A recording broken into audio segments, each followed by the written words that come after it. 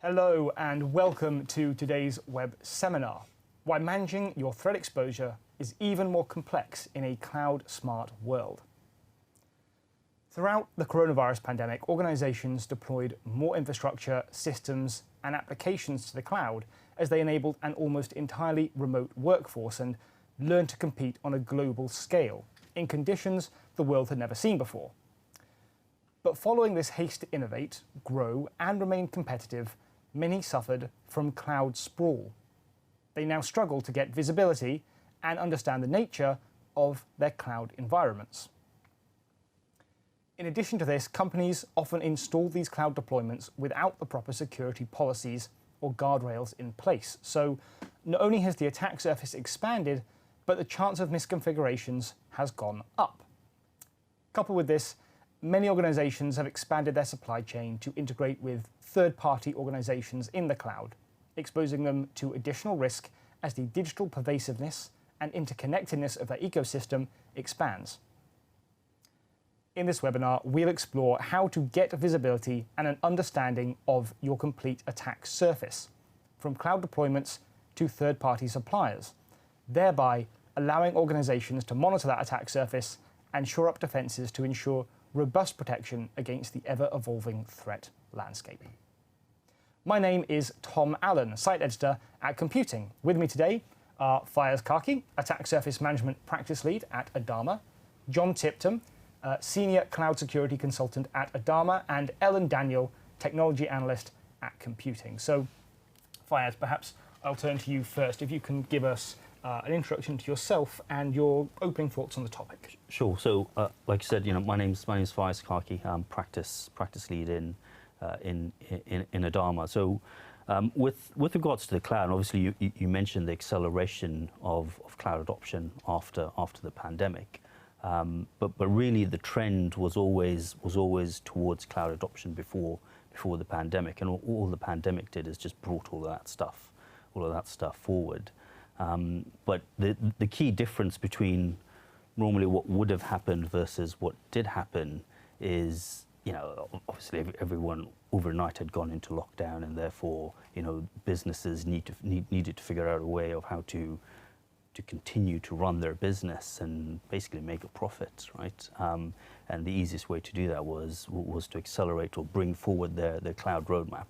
And that was the most effective, most efficient way to do it.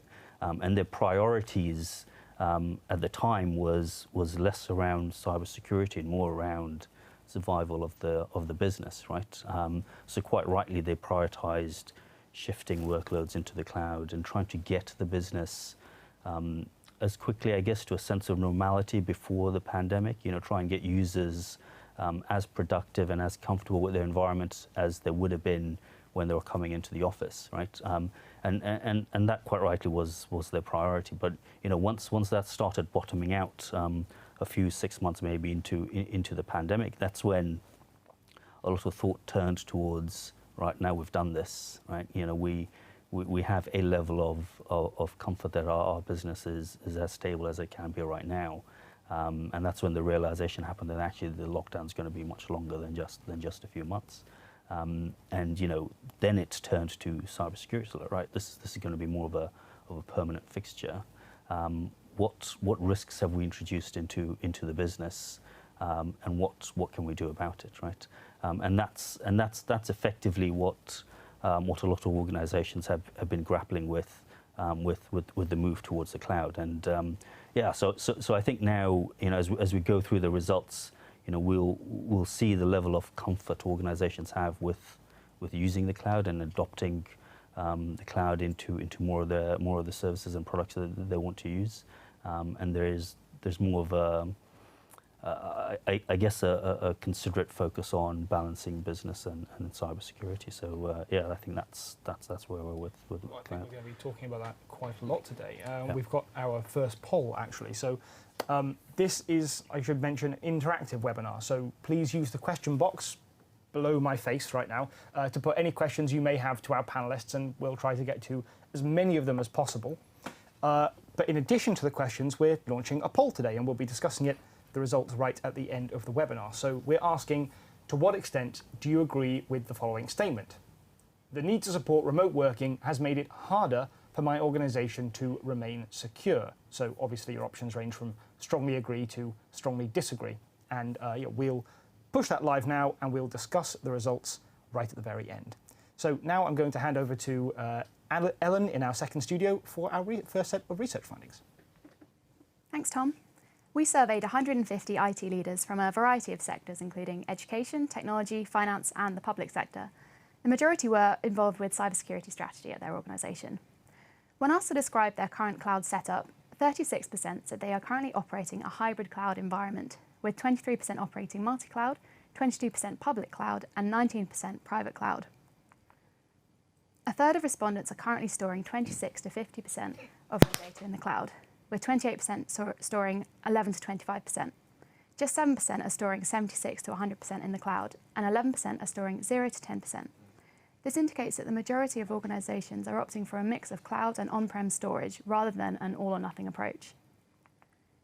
58% believe that the percentage of their data their organisation stores in the cloud has increased as a result of the COVID-19 pandemic, with 34% saying it hasn't. With the increase in remote working and the need to access data from multiple locations, this comes as no surprise.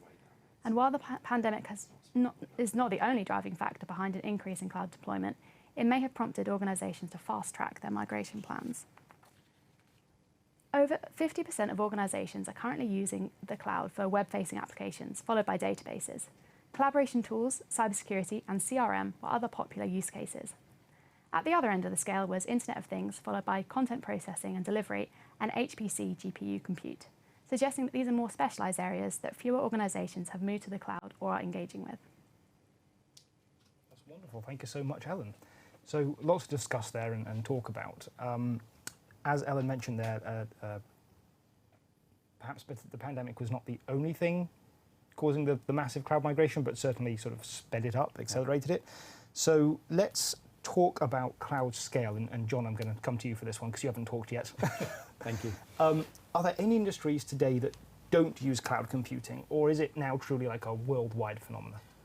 I don't think there's any industry that don't use the cloud. I think there's certain areas that use the cloud purely just, for non-sensitive stuff. But I think everyone uses the cloud from, the odd bit of development to hosting, a lot of their CRM, their office applications like M365. The growth in M365 at the moment is huge because a lot of people are trying to move their Outlook and their tools into the cloud so that they can take away the responsibility of owning the infrastructure. Well, you mentioned CRM and that kind of thing. So we've got web apps, databases, collaboration tools, all these things that are now online in the cloud.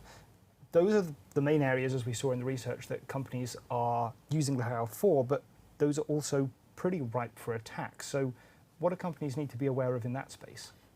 I think one of the main things to be aware of is that even though your data is moving to the cloud, the data is still your responsibility. The responsibility doesn't move to the cloud. So keeping that data secure, for instance, if you've got a database full of contacts information and you don't want that access by your cloud provider, encrypting it with customer generated keys rather than provider keys is key. Identity and access management is another key area. Knowing who's connected to your cloud, from what devices they're doing it, and what policies they are attached to those devices is key. Have you got any conflicting opinion from John, well, or do you mostly? No, not necessarily conflicting opinion, but I think with regards to web apps and databases and all that kind of stuff, that is ripe for attack from a cloud perspective. That's an expansion of your attack surface, right? And really, for me, the key thing here is whether it's cloud or any other type of service that introduces or expands your attack surface. The key thing for me here is understanding that, understanding the threats that you face as an organisation. Who are they? How do they do what they do? And what are they interested in? And that will then enable you to be able to better defend your attack surface from the threats that would typically target your organisation within specific industries. So for me, it's even before you get into the technical controls that you should and could apply. It's more around understanding, whatever it is that you want to deploy, what impact does that have on your attack surface, and how does that change your risk profile? Yeah. We've already talked about the fast move to the cloud and how that may have opened up some security holes. What are the main sort of risks associated with a quick move to the cloud, as we saw in 2020? Yeah, I mean, so John's already touched on those, right? On some of those, but the one thing that I do want to call out in any accelerated transition, right, whether it's cloud or any other platform, is there's the business need, right, to adopt cloud, and there are valid reasons to be able to adopt the cloud. But then it's from a security perspective or from a business perspective, and it's understanding whether you have the resources, and in our case, obviously, for cybersecurity resources, to be able to support that accelerated move, right? So the move is fine, but then do you have the resources, the skilled resources, to be able to understand your risk exposures through that accelerated move? But then also, what do you do about it, right? It's all well and good moving to the cloud rapidly, knowing you kind of have a risk associated with it, but not knowing what to do about it is almost worse, right? So that's where having skilled resources within your organization every time you want to consider a change in platform or a move towards a particular platform, that's a key consideration. I don't know if you want to touch on the technical, basically the low-hanging fruit as it's described. Yeah. So if we look at the list of organisations currently using the cloud for, so you've got web applications, databases, and collaboration tools. So I describe them, rightly or wrongly, as low-hanging fruit. So web applications and databases. You might have a web application that before the pandemic was, accessed internally by a bunch of people, and because they're all at home, they're all working on their own devices, then it's relatively easy to shift that to the cloud to give those people access. Database, you need to, move some of your data off-site as a secure backup. A database is a perfect opportunity. Collaboration tools, we've got ServiceNow, we've got M365, they're all collaboration tools that are in the cloud, and vendors are pushing you that way anyway. Cybersecurity, a lot of tools these days that they have cloud-first offerings, like the Tenables, the CrowdStrikes of the world, and then you've got your CRM. You want your sales teams and your marketing teams to have access to the data all of the time, and if it's in the cloud, it's easy to do. So those there are the top 5 are services that, as you said before, were companies were moving to before. They've just accelerated it so that they can get them to as many people as they can while they're working from home. Yep. I want to ask both of you this last question before we move on to our second set of research, which is, we've talked now about the risks. How can companies mitigate those risks in both the short term and the long term? Like, do we need a period of consolidation? Is there something else that we can do? John, you've been talking about, so let's stick with you, and then I'll ask Fayaz. To me, it's all about monitoring what's happening, and if you've got users from all over the country being able to access data remotely, it's having those logs available to you to bump into your SEM, for instance, so you've got visibility of all the different areas of your network, so you can see when different things are happening, whether you've got policies in place to look for user risk or sign-in risks from all of these different people, and just having an idea of where all of your infrastructure is, where all your data is. If you've got it in the cloud, it could be in one country, it could be another. You never know, it depends on the service that you're using. So just having visibility and knowing where all of your data is key. Yeah. I mean, yeah, so completely agree with John, although I take a slightly different angle towards it, and for me it's understanding your threats, right? Who threatens it and how, what do we need to do about it, and then it's being able to answer the it's kind of cliched, but are we secure? Are we safe? Right? How do you answer those questions? Right? Are you able to answer those questions? And to begin with, if you aren't able to answer those questions, then you've got almost an immediate problem there. Whether it's a skill set problem, right? You don't have the right resources within your organization to be able to answer these questions, because that's the crucial element, right? Are you able to answer the question of who threatens it and how? Are we secure? What do we need to do about it? And that then enables you to be able to present to senior leadership, evidence-based findings, right? Which is these are threat actors that threaten us. This is how they do it. This is how we protect ourselves against it, and this is how we test. We conduct an active test to ensure that the controls we've put in place, we've pressure tested them and we know they work, right? And that's evidence-based reporting that will provide a level of comfort. I mean, it doesn't provide 100% security by any stretch of the imagination, but it provides a level of comfort that we've gone through the right processes, we've thought about the right things, and we know as an organisation what our risk footprint is, what our exposure is, and if the worst does happen, we should be prepared for it, right? We should have a plan in place, because you can, I guess to a degree, you can almost predict how a potential threat actor could leverage your environment or exploits particular risks. So that's the angle that I take towards how do companies mitigate risks? Is that threat-led view for me that's crucial. Perhaps you mentioned skill set there. Perhaps we'll come back to that a little bit later on, because obviously there is this talent crisis, this hiring crisis, especially with so many companies having moved to the cloud. Cloud skills are very much in demand. So we'll come back to that a bit later. But for now, I want to hand back over to Ellen for our second set of research findings. Thanks, Tom. 78% of respondents said their organisation has not suffered a third-party supply chain attack that went on to compromise their security.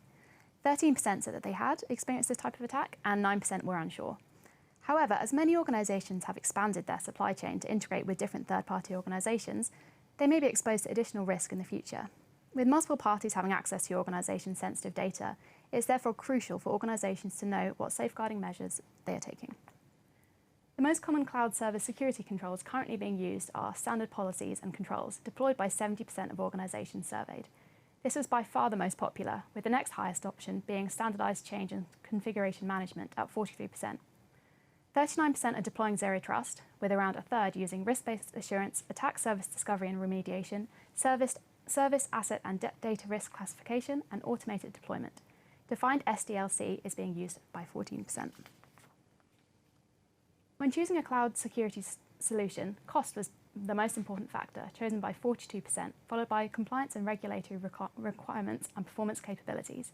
While cost is important, this should not come at the expense of factors such as visibility or usability, especially when managing a complex cloud environment. Any decision to move systems to the cloud must comply with industry-specific laws around data, and evidently, these are important requirements for IT leaders. 47% of organisations said that a lack of cyber risk awareness among employees poses the most significant risk to security. Cloud misconfiguration and a lack of resources was also a concern for 32% of IT leaders, suggesting that rushing to move to the cloud and the issues that this can cause is front of mind for many leaders. Organisation cybersecurity is only as good as its weakest link, so a culture that promotes good cyber hygiene is crucial. Thank you so much, Ellen. So, very encouraging, referencing Ellen's first slide there, to see such a low proportion of supply chain attacks, or at least supply chain attacks that people know about or are willing to acknowledge. But it is very much increasingly a common method of compromise. I mean, we've covered it on computing many times over the last couple of years. What can companies do to protect their data in the case of a supply chain attack? Because in a lot of cases, especially with how many third-party integrations people now have, it's an increasingly common threat, is it not? Let's go with fire. Do you want to go first? Okay. So I'd almost step back before, rather than talking about the controls that needs to be in place. It's a threat-led view, right? It's understanding what exposure you have to that particular supplier. So if that supplier got compromised, what's the impact to you? So there's the obvious impact, which is if that supplier got compromised, then what services I guess cease to exist or become difficult for that particular supplier to provide, right? So it's understanding that impact. But then there's also the other element, which is understanding the ingress and the egress points that the supplier has into your or out of your environment, right?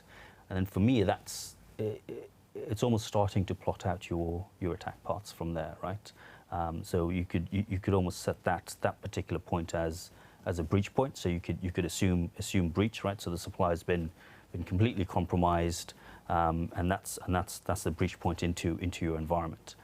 And then you conduct an attack path analysis from there, or attack surface assessment from there to understand,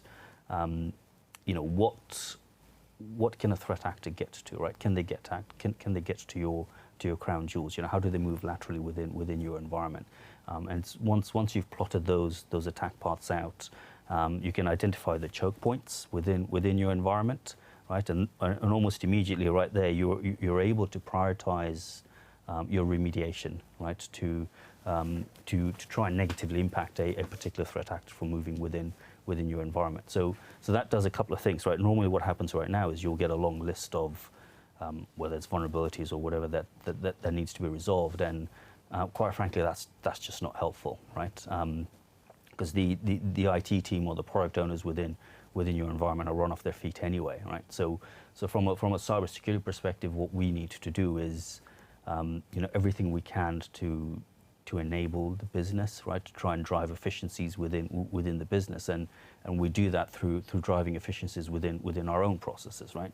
So when presenting results, it's understanding what's going on the other side, for you to then be able to present the results that A, they understand, and B, you can demonstrate how you're helping them drive efficiencies within their roles, right? So like I said, understanding your attack paths within your environment, understanding what those choke points are, what the priority remediation points are, right? And then effectively, going to the product owners or the IT team and saying, right, here's a list of stuff that you need to do, but based on our analysis, we recommend you do the top 5 things here, and that will dramatically reduce your risk footprint. And because you understand your attack paths, you have the evidence to be able to present, here's what we've done, here's why we made the decisions we've made, and here's how it's reduced our risk exposure, right? And to a senior executive, that's priceless information, right? So for me, that's the approach I would take, right?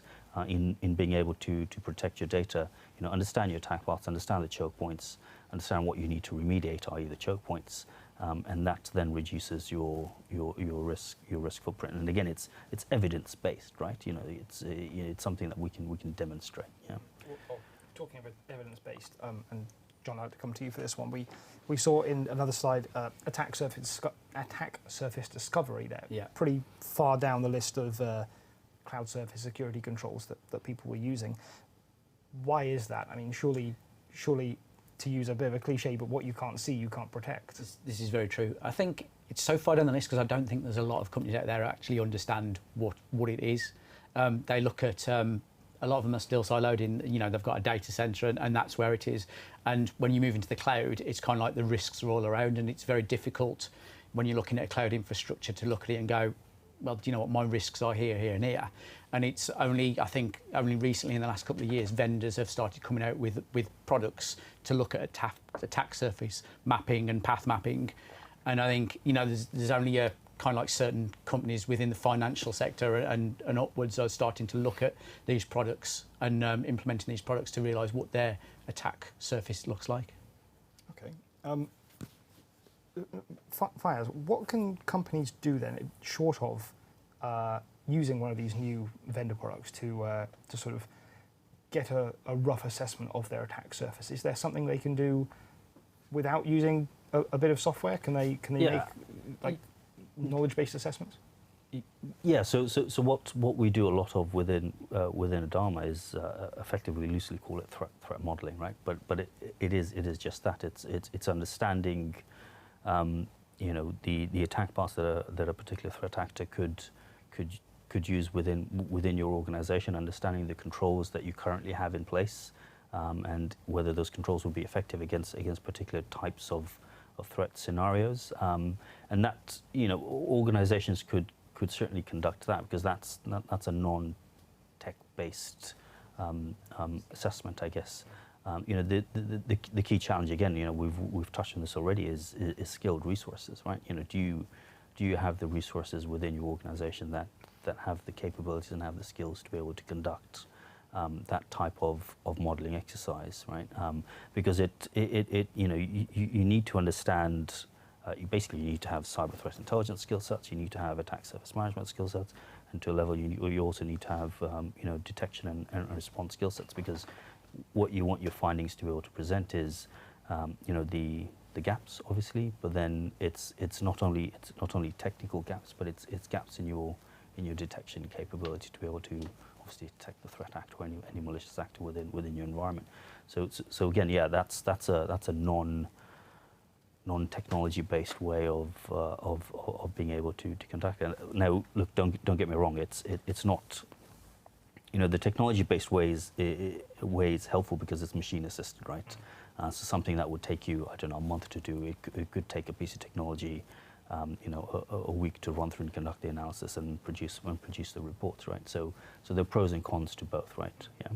Well, you mentioned skill sets again there, so yeah. Let's talk about this now, because it's like the elephant in the room is lack of skilled staff, maybe lack of resource, if you count human resource. How has the market for cloud professionals changed post-pandemic? It's increased. I mean, cloud resources are a lot more in demand, right? So there's definitely a lot more pressure on experienced cloud resources, right? But again, on the flip side, for me, it's we are in this environment, right?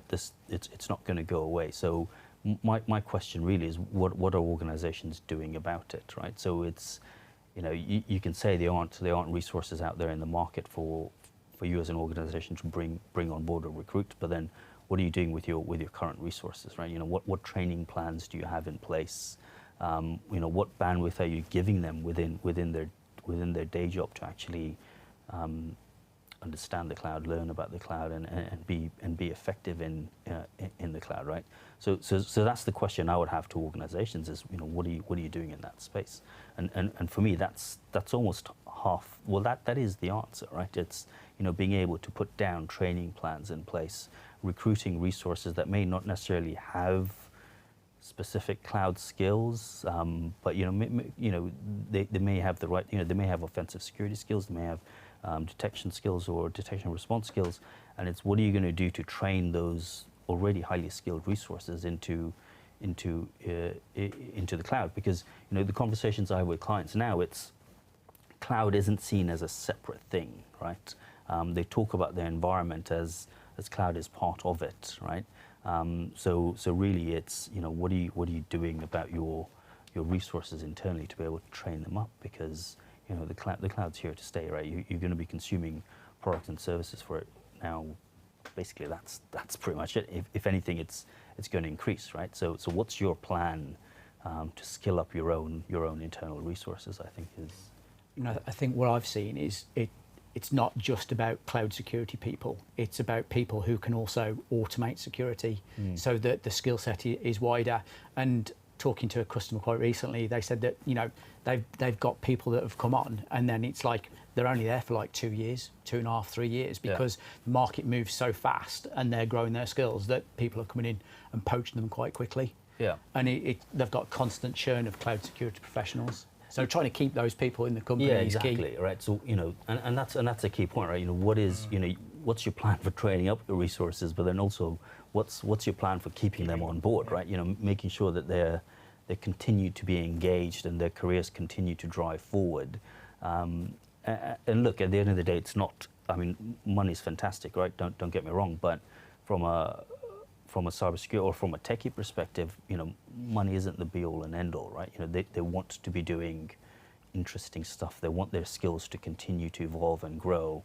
And so, as an organization, it's what's your plan around this stuff, right?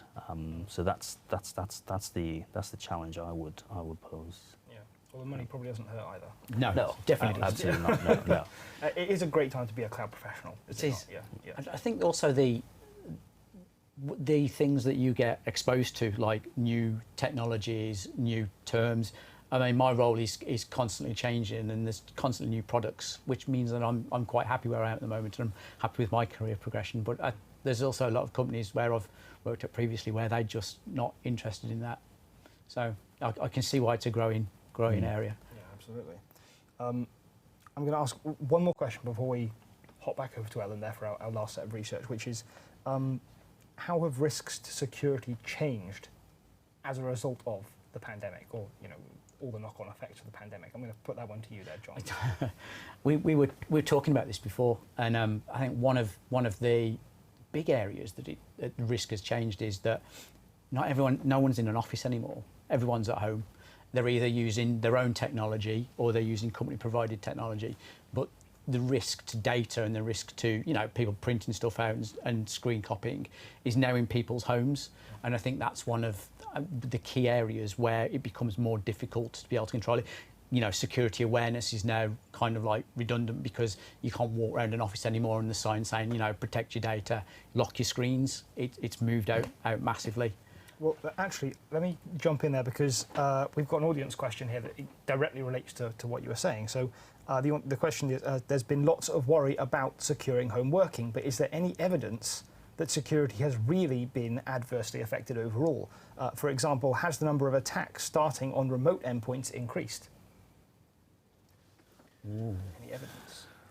Or is it just something that everybody says? So I don't know, to be perfectly honest with you, right? I don't have those data points in front of me, but so it's an interesting question, right? And for me, it's as we continue in this hybrid way of working. So you'll remember when we first went into lockdown, there were tons of phishing emails that were sent out all around COVID and what have you. So it's understanding, although the risks largely have remained the same, and obviously John's called out one key difference there. It's understanding your threat landscape, right? And how does that change over time, right? You understand that, and you almost start to nullify these slight blips, if you will, in how we operate as an organisation or as an industry. What would be interesting for me is, as we remain in this, or we continue in this hybrid working environment, whether cybersecurity awareness of our end users starts to dip, right? How do we measure that?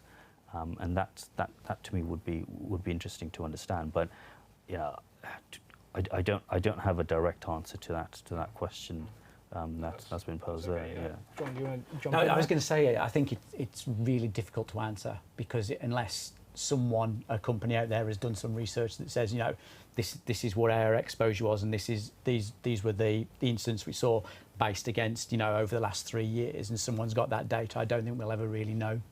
But all we can do as security professionals is say what we believe the risk is.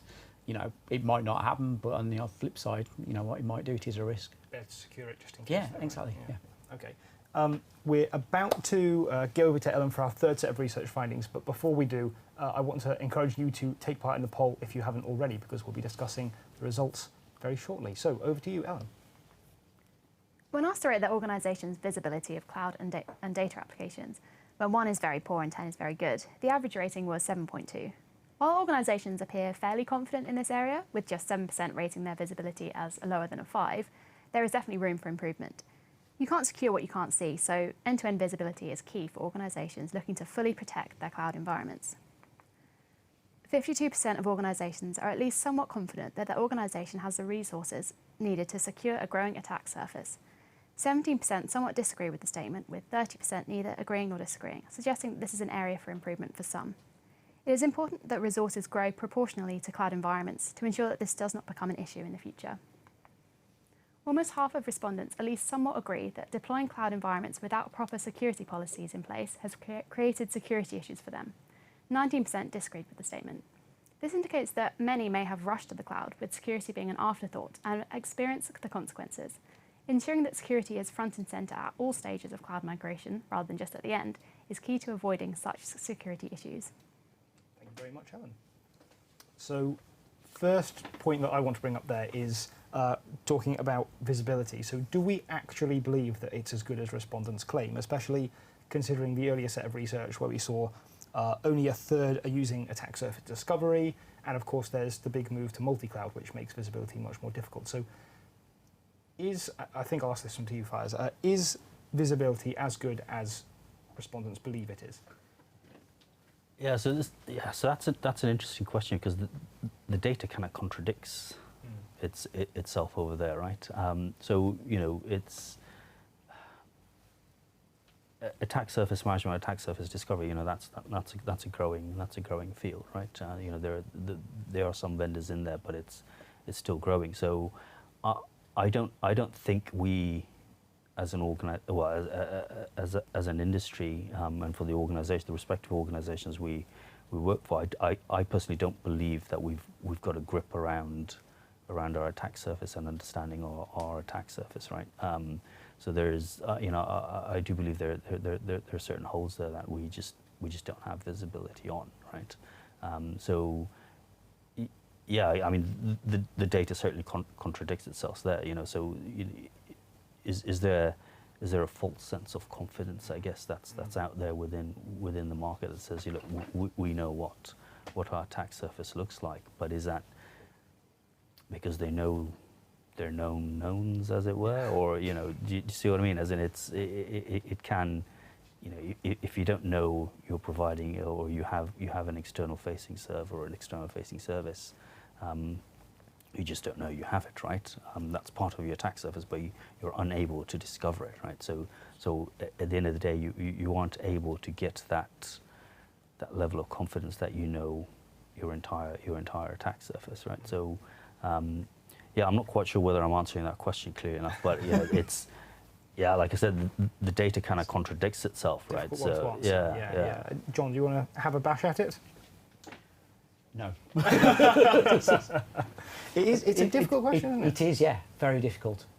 Yeah, it's a hard one because, as you say there, Fires, that the data does contradict itself a little bit, because we're seeing low levels of attack surface discovery, but people believe they have high levels of visibility. So I don't know what the answer is there. It's a tough one. I think with the cloud as well, it's kind of like there's so many vendors out there that say, do you know what, we can discover, or we can monitor certain attack points, but the technology moves so quickly, and there is a lag between technology come out to discover things and look at certain parts of your cloud and the innovation. So I think it is really difficult, and I think it does contradict itself massively. So maybe there's a bit of a false sense of security. Yeah. Okay. We've seen that quite a lot with SaaS at the moment, where SaaS platforms where, doing SaaS discovery and SaaS assessments to discover what the security of a SaaS platform is like, where it's comparing it against known good standards, but there's very few vendors there that look at the threats within the SaaS platform and report on that, and it is an emerging market. So companies that say that, we've got it covered, I'm not so sure they have. Well, let's continue on this point here about attack surface discovery. So, more than half of people said their organisation had the resources to secure a growing attack surface.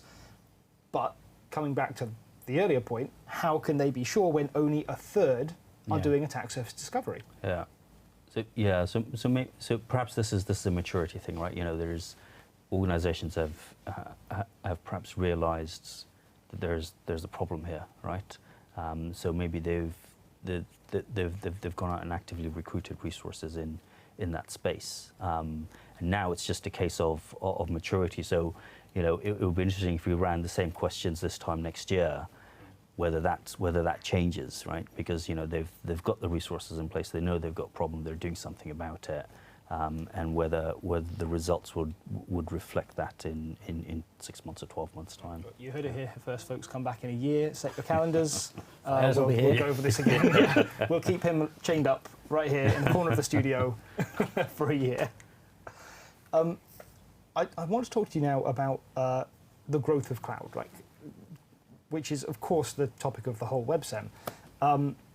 We've seen mass moves to cloud, obviously, but it wasn't just mass moves to a single cloud in every case. It was people picking the best thing for them at the time to ensure business continuity. So we've seen a lot of cloud sprawl.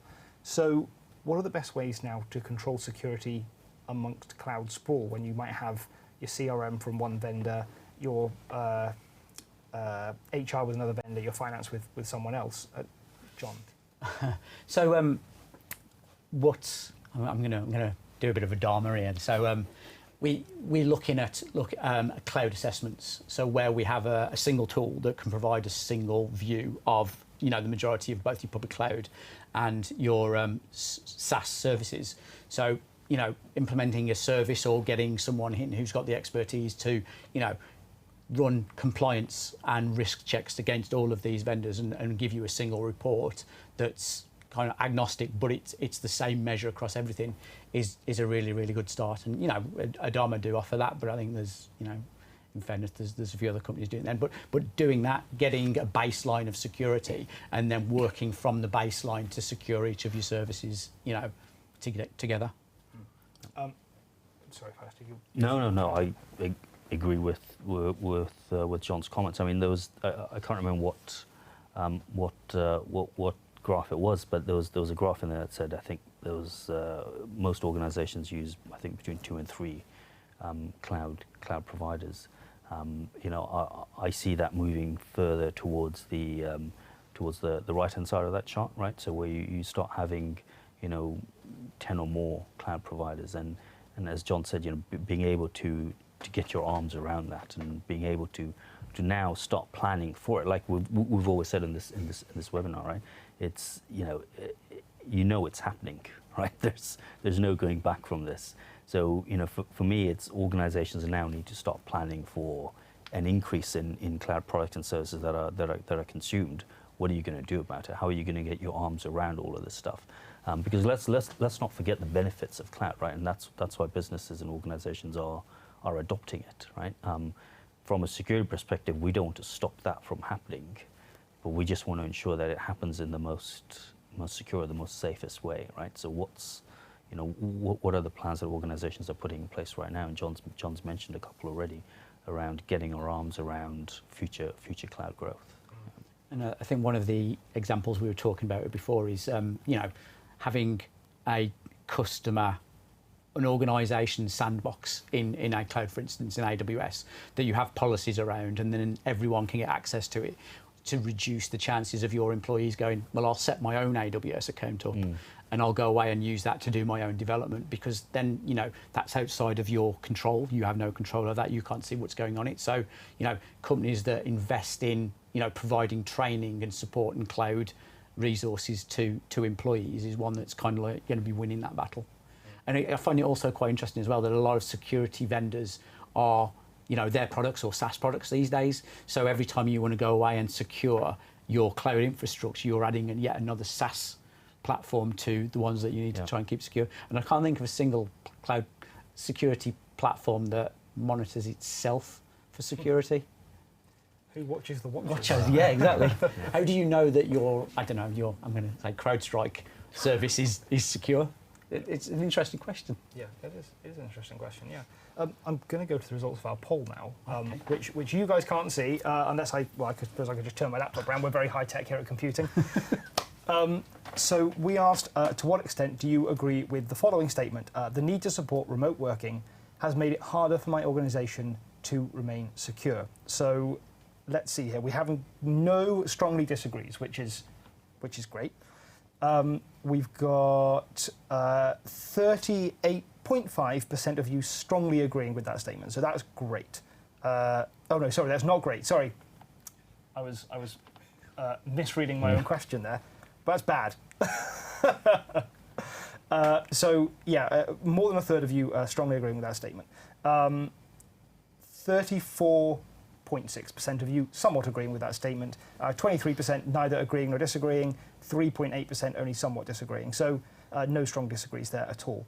So not totally encouraging from a security perspective there. Yeah, I mean, I find that interesting, right? So it's look, the trend was even before the pandemic was moving into cloud-based services and products, and I can't remember what the term was, but there is the perimeter was being eroded, right? So the traditional perimeter was disappearing. So I'm quite surprised by the results of that, right? Because we've had plenty of time to think about how there was do definitely we already a trend. Yeah, exactly, right? So I'm surprised by that, because like you said, the trend was already pointing towards Perhaps it's the speed working. rather than than anything else. Yeah. It's kind of like growth has outpaced the ability to keep up with what's happening in the cloud, and that's why the results are like they are. Yeah, no, that's a fair comment. Yeah.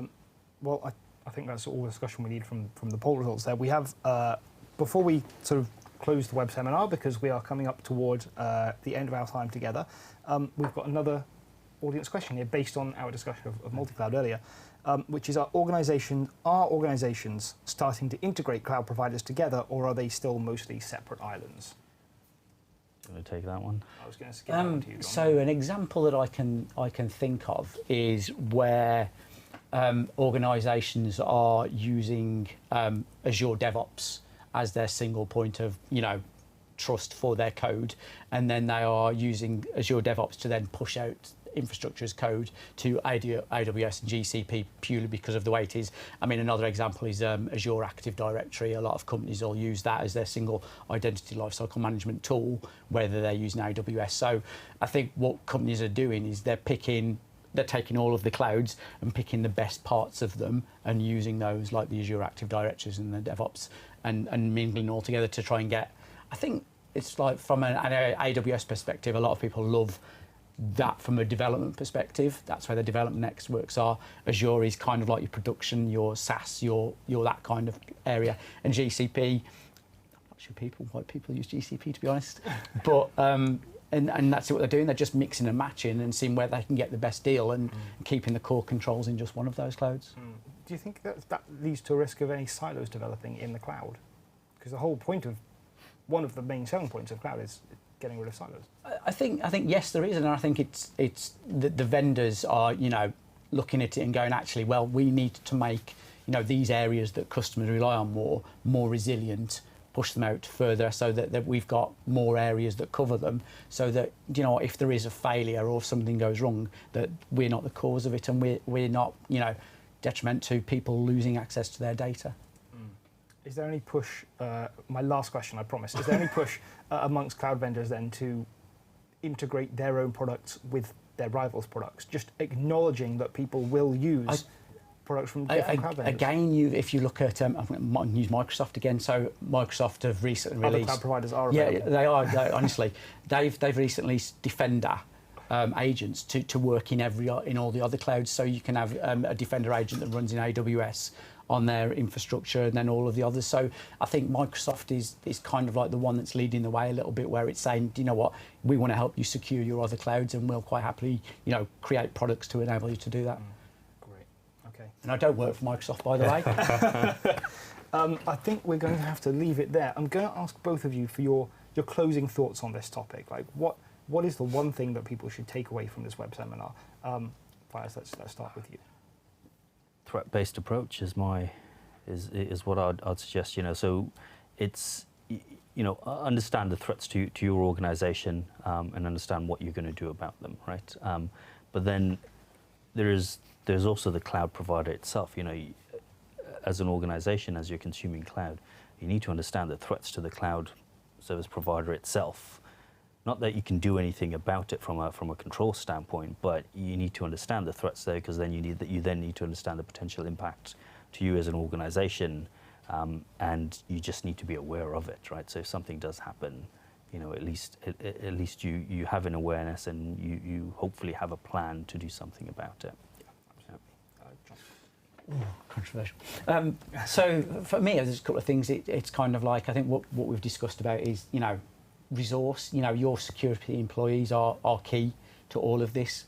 Keeping those happy, keeping those guys well trained, giving them the opportunity to go away and discover and learn how to secure things is quite key. And you know, when you're looking at security tools, agnostic tools are usually the best kind to use, where you can have a tool that sits kind of like outside of your cloud environment and monitors all of your environments in one is kind of like a good way to go. Great, thank you both. My final point that I should mention is that a white paper that all of this data was drawn from that we've been discussing today is available. It will be on the computing website soon, but before that, you will all get a link emailed to you for registering for this WebSem. So there will be a link to the white paper emailed to you very soon. Keep an eye out for that. So with that, that's everything from us here in the studio. So thank you to my guests here, Fayaz and John. Thank you for joining me. Thank you to Ellen for the excellent research. And thank you to you, our audience, for joining us today. And we'll see you again at the next Computing WebSem very soon.